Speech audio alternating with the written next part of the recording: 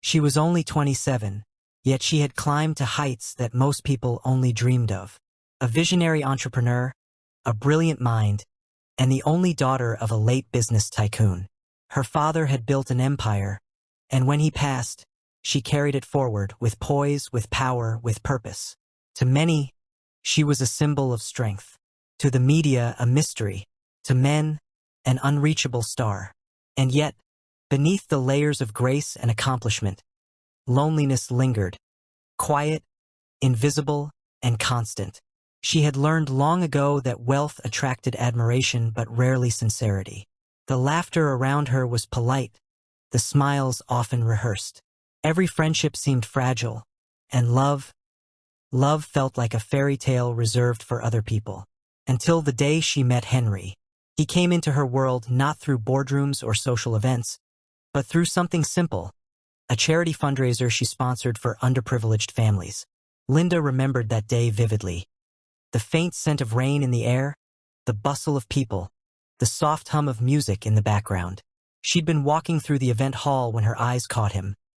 A man in a plain white shirt, sleeves rolled up, arranging chairs and sound cables with quiet focus. He wasn't part of the elite crowd that normally filled her days.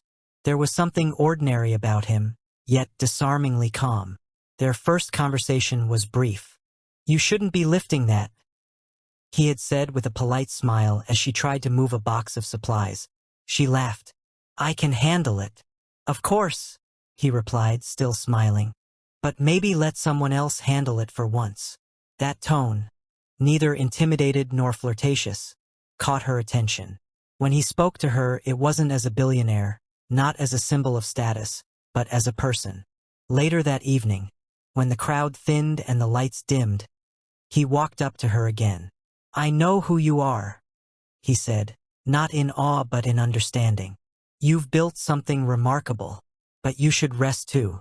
People like you forget how to breathe." She didn't know why those words stayed with her. Maybe because no one had ever said them that way, softly, sincerely. A week later, she received a message from an unknown number. "How's the woman who never rests?" She smiled at her phone longer than she intended. That was how it began. Henry didn't fit the image of the men who usually surrounded her. He wasn't flashy. He didn't drive a luxury car or wear expensive suits. He worked in event management, modest, hardworking, humble. The contrast fascinated her. He made her laugh, something that had become rare in her life. Their connection grew quickly. They talked about simple things: dreams, regrets, the smell of rain, childhood memories. He told her about his modest upbringing and how he'd always wanted to start a business one day. Linda found it refreshing that he never seemed to care about her wealth. When he came to her office one afternoon to drop off lunch, homemade jollof rice wrapped neatly, her staff whispered in surprise. But she didn't care. For the first time, she felt something real. Her best friend, Jennifer, noticed the change immediately. "Someone's glowing," Jennifer teased one night as they sat sipping wine in Linda's living room. Linda laughed, tucking her hair behind her ear. "Maybe I am." Jennifer smiled, but her eyes held a glint Linda couldn't quite read. "Just promise me you'll be careful. Not everyone can handle a woman like you." "I know," Linda replied softly. "But Henry's different." Jennifer chuckled lightly. "Let's hope so." At the time, it sounded like concern. Later, Linda would realize it was something else entirely. Months passed, and their bond deepened. Henry had a calm confidence that steadied her. He'd pick her up from meetings sometimes, insisting she take a break. He'd cook dinner, light candles, and tell her she worked too hard. He brought small gifts: a single rose from a roadside vendor, her favorite book, or a handwritten note tucked under her pillow that said things like, "You make the world quieter." He never asked for money, never hinted at her status. And that made her trust him even more. When the media caught wind of their relationship, the story exploded. Billionaire beauty finds love in simplicity. The public adored it, the fairy tale of a powerful woman falling for an ordinary man. Henry handled the attention with modesty. He didn't seek cameras or interviews. To Linda, that was proof he was genuine. But what she didn't see, what no one saw, was the subtle calculation behind his charm. He moved into the guest house on her property after his apartment lease ended. It was supposed to be temporary, but temporary became permanent. Every morning, he'd hand her a small white pill with a glass of water. "Vitamin C," he said. "You've been pushing too hard lately. This will help." She trusted him. Without question, she swallowed one every day. First, she felt fine. Then slowly, she began to tire more easily. Her thoughts felt heavy, her body sluggish. She blamed it on work stress. Henry comforted her, always patient, always kind. "You're overworking again," he would say, brushing her hair back. "Let me take care of you." And she let him. Jennifer noticed the change too. "You look pale," she remarked one afternoon while helping Linda choose fabric for a new dress. "I'm fine," Linda replied. "Just tired." "Too much love, maybe?" Jennifer teased, laughing. Linda smiled faintly, unaware of how close that joke was to the truth. As the months went by, small cracks began to show. One evening, Linda entered her study to find Henry going through her drawers. "What are you doing?" she asked. He turned, smiling easily. "Looking for a pen." His voice was calm, his smile unshaken. But something in his eyes flickered, a shadow she couldn't name. Another time, she noticed he always seemed to get calls from someone saved as work. He'd step outside to answer them, voice low, face unreadable. When she asked, he said, "It's just a client. You know how demanding they can be." She believed him. Love, she thought, meant trust.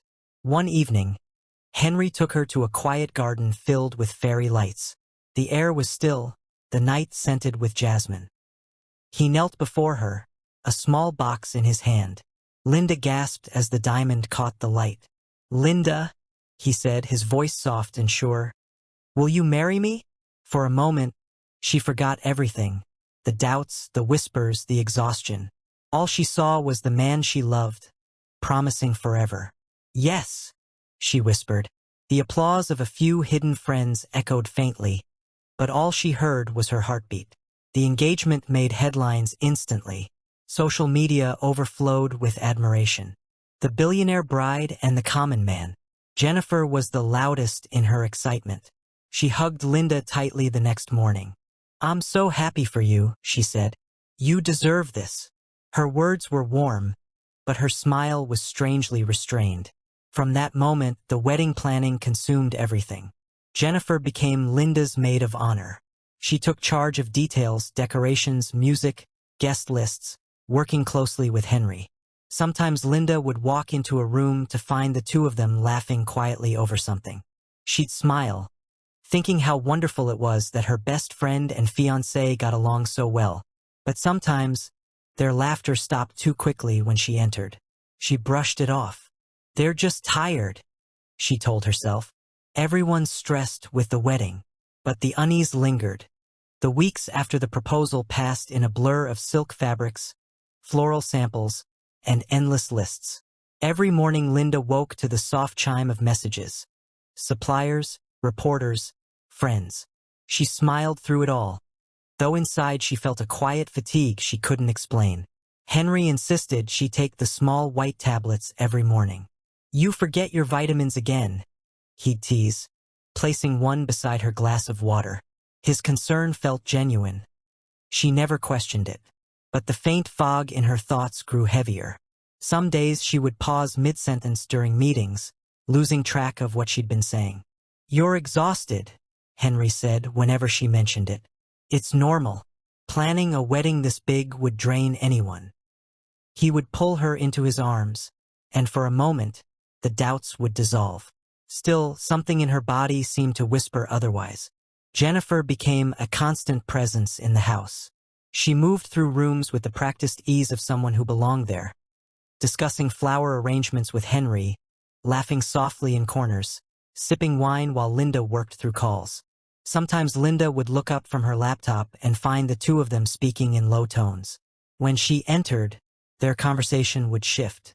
Talking about color themes, Jennifer would say quickly, smiling. One afternoon, while arranging fabric swatches, Jennifer's phone vibrated on the table. A message flashed before the screen dimmed. "See you tonight." H. Linda blinked, unsure she had read it correctly. Who's H? She asked lightly.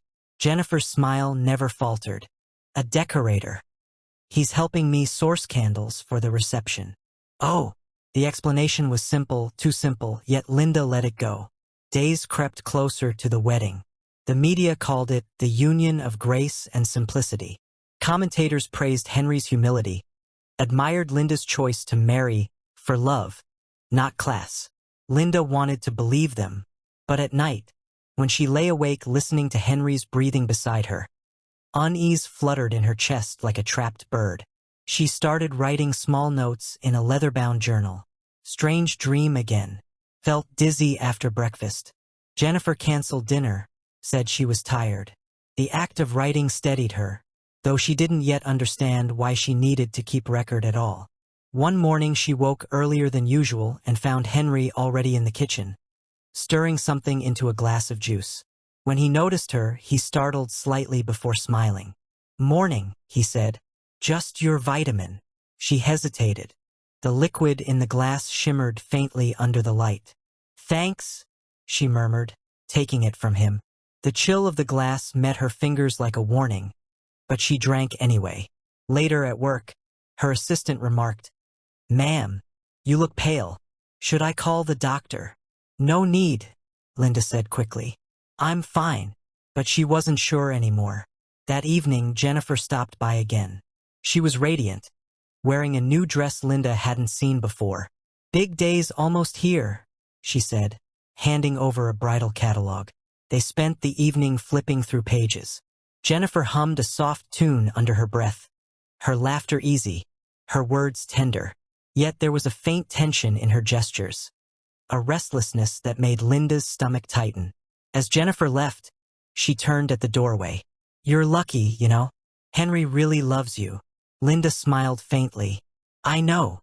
But as the door closed, the smile faded. That night, sleep would not come. The house was silent except for the faint rhythm of the clock in the hall. Linda rose, walked to the balcony, and let the night air brush her skin. The stars were bright, careless, unaware of the ache building in her chest. Behind her, Henry stirred. "You should be resting," he said softly. "I will," she replied. He came up behind her, wrapping his arms around her shoulders. "You worry too much." "I suppose I do." "Everything's perfect," he whispered. "It's all going to be perfect." The words were tender, yet the way he said perfect carried something final, something absolute. When he returned to bed, Linda remained by the window, watching the reflection of the two of them in the glass. For the first time, she wasn't sure which of them looked more like a stranger. 2 days before the wedding, a small package arrived for her. A gold bracelet engraved with the letters H and L. Henry said it was an early gift. She turned it over in her palm, admiring the shine. Then she noticed something subtle etched along the inner band. J and H. Her breath caught. "Probably a factory mistake," Henry said when she showed him. His laughter was smooth, easy. "They must have mixed up the orders." "Of course," she said, forcing a smile. But later that night, she hid the bracelet in her drawer instead of wearing it. The day before the ceremony, Jennifer insisted on one last girls' night. They ordered takeout, poured wine, and reminisced about their years in university. Late-night study sessions, heartbreaks, first jobs. "You know," Jennifer said suddenly, swirling the wine in her glass, "I always wondered what it'd be like to have your life." Linda laughed softly. "You wouldn't like the pressure." "Maybe," Jennifer said, smiling faintly. "But the view from up there must be incredible." There was a quietness in her tone that Linda couldn't place. A hint of longing, maybe regret. When Jennifer left that night, she hugged her longer than usual. "Sleep well, Lynn. Tomorrow's your fairy tale." The words lingered long after the door clicked shut. Near midnight, Linda walked through the house one last time before the big day. The hall smelled of fresh lilies. The chandeliers sparkled. Everything was ready. Yet a chill ran through her as she passed Henry's study and saw his phone glowing faintly on the desk. She shouldn't look. She knew that. But the unease pushed her forward. The screen had gone dark by the time she reached it. Her hand hovered over the device before she drew back. No, she told herself. Trust him. She turned away, her reflection catching briefly in the dark window. Elegant gown, tired eyes, and unspoken fear. That night the rain came, soft at first, then steady. Linda stood by the window watching droplets race down the glass. Lightning flashed, illuminating her face in brief silvers. She pressed a hand to her chest, feeling the faint tremor of her heartbeat. Tomorrow she would stand before hundreds of people and promise her life to Henry. But beneath that thought was another, quiet, persistent, growing. Something isn't right. She closed her eyes, inhaling deeply, trying to silence it. But the feeling remained, heavy and unyielding. When she finally lay down beside Henry, she could not sleep. She watched him in the dim light, his calm breathing, the faint curve of a smile even in rest. And somewhere between fear and disbelief, a realization began to bloom. She no longer knew who the man beside her truly was. As dawn approached, the storm eased. Pale light crept across the room. Linda sat up, her mind clear for the first time in weeks. She looked at Henry still sleeping beside her, then at the small bottle of tablets on the nightstand. Her gaze lingered. In that still moment, a decision formed, not born of panic but of quiet resolve. Tomorrow, before she said I do, she would learn the truth. And if the truth was what she feared, she would make sure the world heard it. The morning dawned softly, washing the mansion in gold. A quiet stillness hung in the air, the kind that comes before a storm no one can see. Linda stood before the mirror, her reflection draped in white. The gown shimmered like a field of pearls, catching every hint of morning light. For a moment, she simply looked, not at the dress, but at the woman inside it. She didn't look like herself. The smile she'd practiced felt borrowed. The glow in her eyes, once natural, had been replaced by a determined calm. Perfect, said one of the stylists behind her. You look like a dream. Linda nodded faintly, eyes still on her reflection. A dream, she thought, or the last act of one. On the vanity beside her lay her phone, silent, screen dark. She had not slept well. The same unease that had shadowed her for weeks now wrapped itself tighter around her chest. Downstairs, the mansion was alive with movement. Florists hurried through the hall. Photographers adjusted their lenses. The hum of excitement echoed from room to room. Henry was already there, handsome, composed, smiling with practiced ease.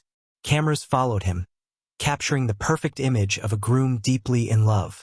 When Linda finally descended the staircase, every head turned. The crowd gasped softly. Even Henry's face brightened with what seemed like pride. You look incredible, he said when she reached him. Thank you, she replied quietly. He leaned closer, whispering, After today, nothing can come between us. She smiled, though something inside her whispered, Accept the truth. The ceremony was to be held in the garden. A wide, open expanse of white roses and gold drapes, sunlight pouring through a delicate canopy.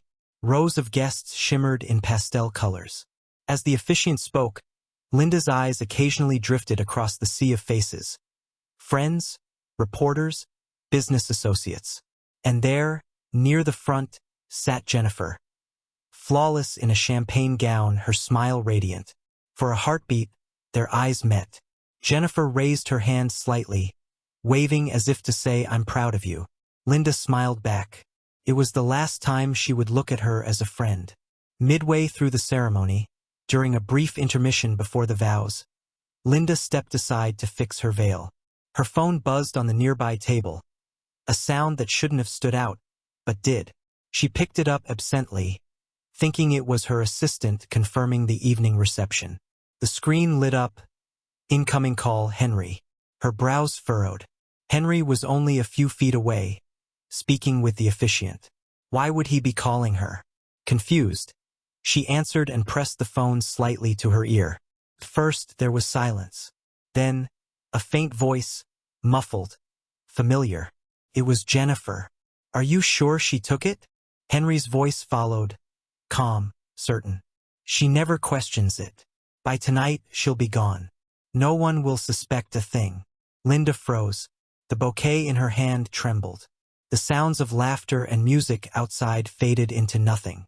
Jennifer laughed softly on the other end. "You're cold, Henry." "You wanted freedom," he replied. "Now you'll have it and everything she owns." Linda didn't move, couldn't breathe. The call ended, but the sound of it continued echoing inside her head. Her reflection in the tall mirror across the room stared back at her, pale, stunned, trembling. The truth hung there, undeniable. The man she was about to marry, her best friend, the people she trusted most. And together they were planning her end. Her knees nearly gave way. A hand touched her arm, one of the stylists, worried. "Ma'am, are you okay?" Linda straightened slowly, forcing her voice steady. "I'm fine," she whispered. "Just a little dizzy." She glanced toward the garden where guests waited, where Henry stood smiling, unaware that she now knew everything. In her chest, something shifted. Not panic, not rage, but clarity. Cold, perfect clarity. She walked to the vanity, set the phone down carefully, and took a slow breath. Her mind raced, calculating, measuring, surviving. She could expose them right there in front of everyone. But the world loved Henry. The charming story, the humble man marrying the billionaire beauty. No one would believe her without proof. She needed to be smart. She needed to disappear, long enough to gather everything. Her fingers brushed the edge of her veil, tracing its delicate lace. Then she reached for her clutch, slipped the phone inside, and stepped toward the door. The ceremony resumed moments later. Henry's smile returned easily when she reappeared, veiled and graceful. The officiant's voice rose again, solemn and steady. "Do you, Linda, take this man?" Linda's heartbeat thundered in her ears. Images flashed behind her eyes. Jennifer's smirk, Henry's whisper, the pill bottle on the nightstand. The officiant's voice blurred. She looked at Henry, really looked, and saw a stranger. Her voice faltered. For a moment, silence rippled through the crowd. Henry reached out, squeezing her hand gently, his expression the picture of concern. "I do," she said softly, the words leaving her mouth like smoke. Applause broke through the air, music swelled, cameras flashed. Henry kissed her hand, smiling wide. But behind the smile, her mind was already leaving. The reception was a blur of champagne and laughter. Guests danced beneath chandeliers. Cameras flashed endlessly. Henry moved among them like a man born for admiration, his hand never leaving hers. Yet each time he touched her, she felt colder. Jennifer stayed close, too close, whispering sweet compliments. "You're glowing," she said, placing a hand on Linda's shoulder. Linda smiled faintly. "It's been unforgettable." "Let's take a picture," Jennifer suggested. They posed together, flash after flash. And in one of those flashes, Linda caught her own reflection again. Radiant on the outside, hollow inside. Later that night, as the crowd thinned and the music softened, Linda excused herself. She walked to the balcony, the same one where she'd once stood beneath the stars with Henry, believing in forever. The night was calm now, moonlight resting softly across the floor. Below, cars shimmered under the pale light. Voices drifted faintly from the ballroom. Laughter, music, toasts. She took out her phone, replayed the call, and recorded it into a private folder. Her hands trembled slightly as she renamed the file, Proof. Then she opened her messages, typed a short note to her assistant. "If anything happens to me, open the file labeled Proof. Don't tell anyone yet. Wait." She hit send. For the first time that day, she allowed herself to cry, quietly, gracefully, as though even her tears refused to fall out of place. When she returned inside, Henry was waiting. "Everything all right?" "Yes," she said softly. "Just needed some air." He smiled, brushing a strand of hair from her face. "You worry too much." "Maybe," she replied, meeting his gaze. "But sometimes worry saves lives." He chuckled, unaware of the weight behind her words. The night ended with cheers and confetti. Henry raised a glass, thanking their guests for being part of a love story that began with fate. Linda smiled at him one last time, a perfect, practiced smile. But behind her eyes, something quiet and resolute had awakened. When the lights dimmed and the crowd dispersed, she slipped away through a side corridor, her white gown trailing like mist. She didn't take her phone. She didn't look back. Only the sound of rain began to fall again, faintly against the windows, as if the world itself was helping her vanish. By morning, rumors would spread. The bride had collapsed after the ceremony, taken suddenly ill. Some said exhaustion. Others whispered worse. Henry would appear before cameras, devastated, clutching her wedding veil. Jennifer would stand beside him, eyes red from tears that were never real. And the world would mourn the tragedy of a love cut short. But somewhere far away, in a quiet house hidden by the countryside, Linda sat before a single lamp, her wedding ring resting on the table beside her. Her eyes were calm now. The fog was gone. She opened a notebook and began to write every detail, every lie, every clue. The woman the world thought gone was very much alive, and for the first time she wasn't afraid. The storm had passed, but the hunt had begun. The world believed Linda was gone.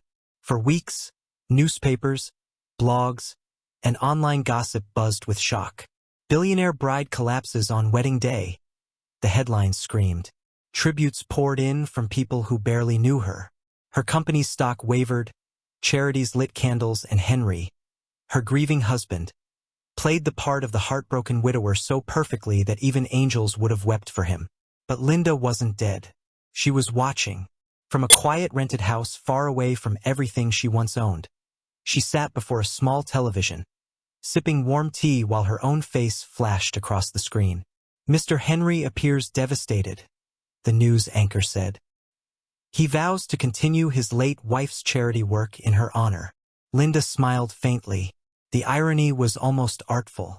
The man who planned to destroy her now bathed in sympathy, and the woman who called herself a friend sat beside him at every press conference, pretending to comfort him. It was a performance, elegant, shameless, and flawless. But every performance had an ending. Morning light drifted across the pale curtains of Linda's new refuge. The house was small, one bedroom, one living room, a far cry from the mansion she had once filled with laughter and luxury. But the simplicity gave her peace. She no longer wore silk gowns or diamond watches, just soft sweaters, tied hair, and eyes that saw through lies like glass. Her phone, once buzzing with board meetings and social events, now held only one contact, the private investigator she had hired under a different name. "Ma'am," his voice said over the line one morning, calm but sharp, "we've traced several financial transfers. Funds withdrawn from your personal accounts 2 days after your disappearance." "Into whose name?" she asked softly. He hesitated. "Henry's, and another woman, the same woman who was seen with him in public recently." Linda's eyes closed. "Jennifer." "Yes, ma'am. There's more. They've been trying to sell one of your private properties, but the documents were flagged because the ownership still lists you as the sole holder." A small laugh escaped her lips, quiet, disbelieving. "They're too impatient," she said. "Grief doesn't usually come with a real estate agent." Henry stood before flashing cameras, wearing a black suit and a perfect frown. Behind the sadness in his face, there was a sparkle, a man drunk on attention. "Linda was my everything," he told reporters. "Her death has left a hole in my life." Jennifer stood beside him in dark glasses, clutching his arm, feigning fragile emotion. Linda watched the broadcast from her hideout, her tea cooled in her hands. She noticed how Jennifer's fingers curled possessively around Henry's sleeve, the same hand that once held hers. For the first time, anger flickered behind her calm, but she swallowed it. Anger made noise. Revenge, real revenge, was silent. Weeks passed, and Linda's private investigator worked quietly. He sent her photos, Henry signing false documents, Jennifer wearing one of Linda's diamond bracelets, the pair meeting secretly with a man rumored to forge legal papers. Every image built the wall higher. Every lie made the fall sharper. At night, Linda sat at her desk, surrounded by files and recordings. The room was dim, lit only by a single lamp. She replayed the wedding day phone call she had secretly recorded, the one that shattered her heart. Jennifer's voice echoed through the small speaker. "Once it's done, we'll be free. She'll never see it coming." Henry's reply came next, soft and cruel. "She trusts me too much to question anything." Linda closed her eyes. The sound was no longer painful, just cold, like a memory she'd outgrown. Her plan was simple, elegant, like a game of chess.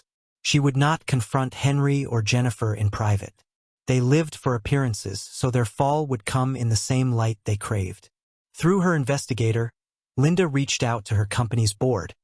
Using encrypted messages and hidden channels, she sent documents, proofs of fraud, and the recordings of Henry and Jennifer's schemes. The board, stunned and cautious, agreed to organize a memorial gala in Linda's honor, a charity event Henry and Jennifer couldn't possibly refuse to attend. It would be their stage. And her return. The ballroom gleamed like a sea of glass. Candles shimmered. Soft music floated through the air. A large portrait of Linda hung near the stage, her serene face watching the guests below. Henry arrived in a tailored tuxedo, his arm linked with Jennifer's. They smiled at cameras, played the part of noble survivors. "She'd be proud of you," a reporter said. "Thank you," Henry replied smoothly. This is what she would have wanted. But as the night deepened, something changed. The lights dimmed. The host, an elderly board member, took the stage holding a microphone. His tone was somber. "Tonight," he began, "we honor the memory of a woman who taught us grace, strength, and integrity. But before we continue, there's someone who wishes to speak." Whispers rippled through the hall. Henry frowned. "Who?" he muttered under his breath. The stage lights flickered, then steadied, illuminating a tall figure emerging from behind the curtain. A hush fell. Linda stepped into view. For a moment no one breathed. Cameras froze mid-click. She stood there in an elegant black gown, simple yet radiant. Her hair was pulled back, her face calm, alive, unmistakable. Gasps filled the room. Jennifer's glass slipped from her fingers and shattered on the marble floor. Henry's lips parted. His face drained of color. "Linda?" Her voice was quiet but steady, echoing across the microphone. "Good evening, everyone." She looked around the crowd, the shocked faces, the flashing lights. "I see you all kept my memory alive. Thank you." Then, turning her gaze to Henry and Jennifer, she added softly, "It's touching to see such devotion." The tension in the air thickened. Behind her, a screen flickered on. The audience turned as an audio file began to play. Faint at first, then unmistakable. Jennifer's voice, cold and mocking. "She's too naive. A few pills, and she'll never know what hit her." Henry's laugh followed. "I'll make sure she keeps taking them. She thinks it's vitamin C." The room erupted in shocked murmurs. Cameras flashed.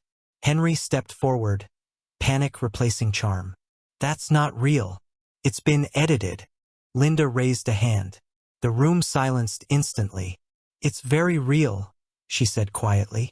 "And it's not the only proof." One by one, documents appeared on the screen, property transfers, forged signatures, hidden accounts. Every secret, every theft, every lie.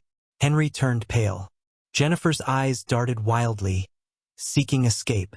But the walls had already closed around them. Cameras, witnesses, investors, journalists. Henry lunged forward, voice shaking. "Linda, listen. I can explain." She met his gaze with calm finality. "You don't owe me explanations. You owe yourself the truth." Her tone wasn't cruel. It was serene. That was worse. It left him defenseless. Jennifer stumbled backward, muttering, "This can't be happening." Linda stepped closer to them, the crowd watching in utter silence. "I gave you love, trust, and loyalty.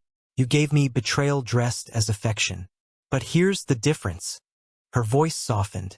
"You took everything from me thinking I'd die quietly. But you forgot that silence can speak louder than screams." Then she turned to the host, handed him a flash drive. These belong to the authorities now.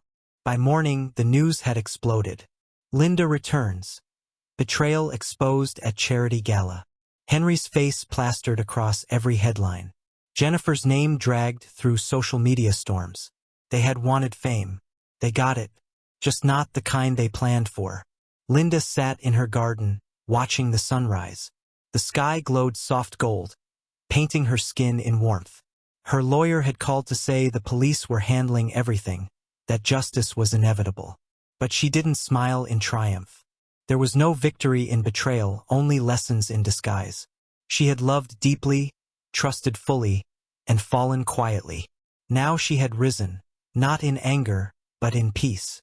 Weeks later, she returned to her office, the company that had once carried her name.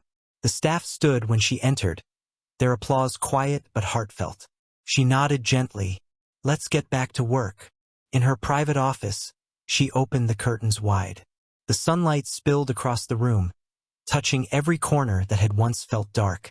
On her desk lay a small framed photo from the wedding morning before everything fell apart. She didn't hide it or throw it away. She simply looked at it, then turned it face down.